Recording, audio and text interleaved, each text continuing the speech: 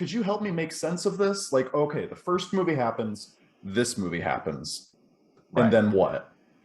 So it started back in 1978, Halloween. Jamie Lee Curtis, the daughter of two movie stars, stars in this movie about a guy stalking a babysitter. It was low budget. They didn't know it was going to be such a hit.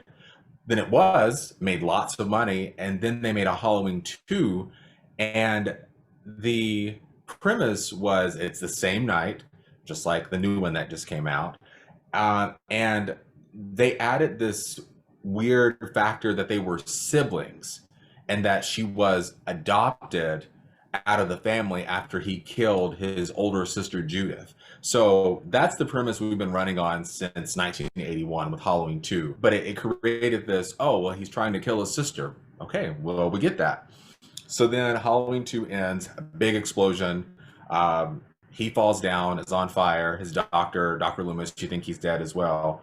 And that was supposed to be it. Halloween 3 comes out totally different. It is. I have seen that one. It's actually really good. I've seen it maybe once. I know the Silver Shamrock song is like, yeah. So anyway, that was kind of just like, what's going on? Whatever.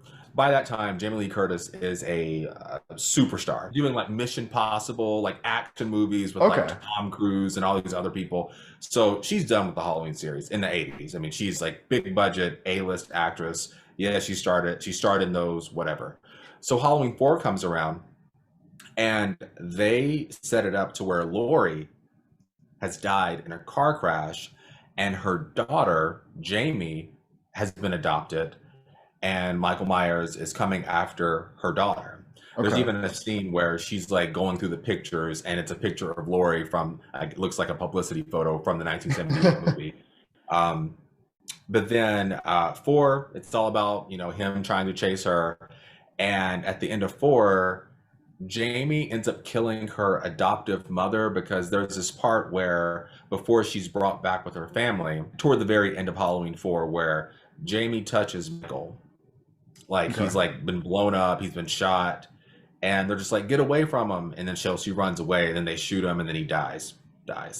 So then after that, that's whenever she comes home and her adoptive mom is running her a bath, and you see like her put on like the clown mask costume, and she's stabbing her mom with scissors, and then she's at the top of the steps, and Dr. Loomis, who comes back for this one, is like trying to shoot her, but then a sheriff's guy stops him, and that's the end of Halloween 4. She's like raised with blood dripping down the scissors, and so it kind of gives you the impression that, is she gonna be the killer now? Right. Halloween 5 comes, and she's in a mental institution, it appears, for like young children, and she's a mute, like doesn't speak. She can hear, obviously, and she now has a psychic connection with Michael. So Halloween 5 is just kind of all over the place. They kill a character. I mean, they kill Jamie's adoptive sister, who was a fan favorite everyone liked. And then at the end of that, we see this mysterious guy wearing like a hat and like a trench coat. He's dressed in all black. And this was what leads into like the Thorn trilogy. Yeah, so it comes out in Halloween 6 that Thorn is like this Gaelic ritual, something to the effect of, in one village there was a child chosen, and that child had to kill all of their family members to like save the village from despair or famine or something. And then Halloween 6, I mean, Jamie's in the very beginning, and there's kind of like this weird insinuation that Jamie got pregnant by her uncle. It's never quite said. Oh my goodness. But she's trying, yeah, I know, but she's trying to protect her baby. So she leaves him in a bus depot, and Dr. Loomis it's like a stormy night before Halloween. And in the bus depot, she calls into a radio station and is like saying Michael Myers is chasing her because she manages to escape from where they've held her captive after Halloween 5. At the end of Halloween 5, Jamie, Michael Myers, they disappear, and the guy with the hat and the trench coat, like, he's kind of a part of it. He like busts Michael out.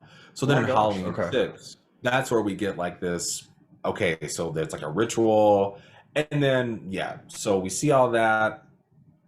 There's a family living in the Myers house. He comes back, kills the people who are living there. There are a few characters that survive. And then at the very end, we kind of don't know what happens because they beat him up and they like inject him with some tranquilizers. And then Dr. Loomis is like, you all go on, I'll catch up with you. He's talking to the people that survived. So then at the very end of that, you know, it was Dr. Loomis's last film, Donald Pleasance. Okay. And we hear him screaming and we see Michael's mask and we kind of don't know what happens after that. Then Halloween H2O comes out. 1998, it retcons Halloween 4 and 5. And Laurie doesn't have a daughter by the name of Jamie. She has a son who's played by Josh Hartnett. And she has faked her death in a car crash, which is eerily similar to Halloween 4. Right. And it's come out that they were going to try to connect them, but then they said, let's just scrap that idea. But they left that she faked her death in a car crash to escape her brother. And he finds her in California, stalks her on a campus where she's a teacher, and she ends up chopping off his head. Halloween Resurrection comes around, and in the very beginning, we see that Michael Myers like crushed the larynx of a paramedic and put him in his costume and mask, and she chopped off his head. And Laurie is in a mental institution. Wow. So then, of course, he comes back for her, and she dies in like the first 10, 15 minutes of the movie.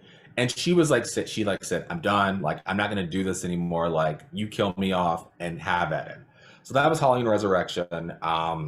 It was, I mean, Busta Rhymes is in it. You know, Tyra Banks is in it. She dies, spoiler. And it's kind of playing off, funny enough, it's like early 2000s. So reality TV shows, hidden cameras, all that stuff is a big deal. So it plays off of, you all stay in the Michael Myers house. We're going to put some cameras up. And Busta Rhymes is like the guy who's going to like trick them and make them scared, whatever. Well, Michael Myers ends up coming back, and yeah, he kills everyone. And Busta Rhymes beats him up, and he gets electrocuted. And the movie ends with like the coroner like scraping off the burnt mask of Michael, and then his eye pops open, and that's it. Oh my God. So then Rob Zombie takes a stab at the movies, and it was, I mean, if you know Rob Zombie's movies, you know, they're all pretty vulgar. They're all about the same.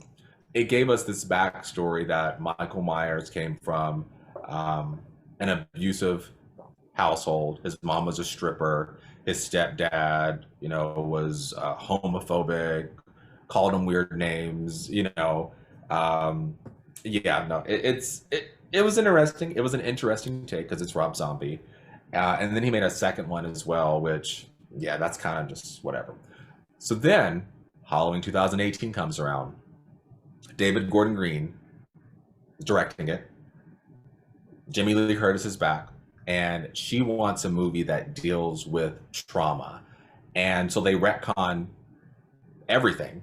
Like, I mean, just everything. Like, her daughter doesn't have the same name anymore. Are they not? Are they even related in this movie? They're not related. No. That's actually like broken up like in the first 20 minutes of the movie. Andy Matichik, who plays Laurie's granddaughter, Allison, is talking to her friends, and they're just like, wasn't he like her brother? And she's like, no, someone made that up because people just wanted to feel comfortable, or, you know, wanted them to have a reason why he was stalked. That's a smart way to handle so Halloween, it is. It truly is. So Halloween 2018 goes from 78 to 40 years later, and it shows that Laurie has been traumatized. Her daughter Karen has been traumatized, and it's created this like rift, and she's just like been preparing for this guy to come back. Funny enough, his doctor was a student of Dr. Loomis, and Dr. Sartain wanted to see if Michael would come back to himself being with Laurie, reintroducing them 40 years later. So that's how he gets to her house. And that is, as you know, discussed in the Halloween Kills,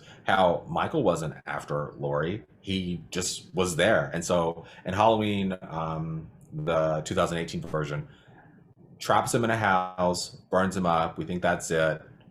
It ends with them in the truck. And then the movie 2018 or 2000 or Halloween Kills picks up right after, but it shows us some flashbacks to truly retcon Halloween 2. It shows us that, you know, Michael was captured after he, you know, stalked the neighborhood a little bit, after being shot 6 times by Dr. Loomis. And yeah, that is the rambling history of the Halloween franchise series. And I will say there have been lots of iterations because so many people have wanted to take a stab at doing Michael Myers, and you know it's cool. And as a fan, of course, I have problems with some of the movies, but like I love it all, and it's not confusing to me. I mean, it wasn't confusing in 1998 whenever I was 8 years old, and I realized, oh, 40 years later, oh, her daughter, oh, and I didn't even know what the retcon meant back then, but I just assumed, oh, so they're just ignoring all those movies. But there are so many people who are confused.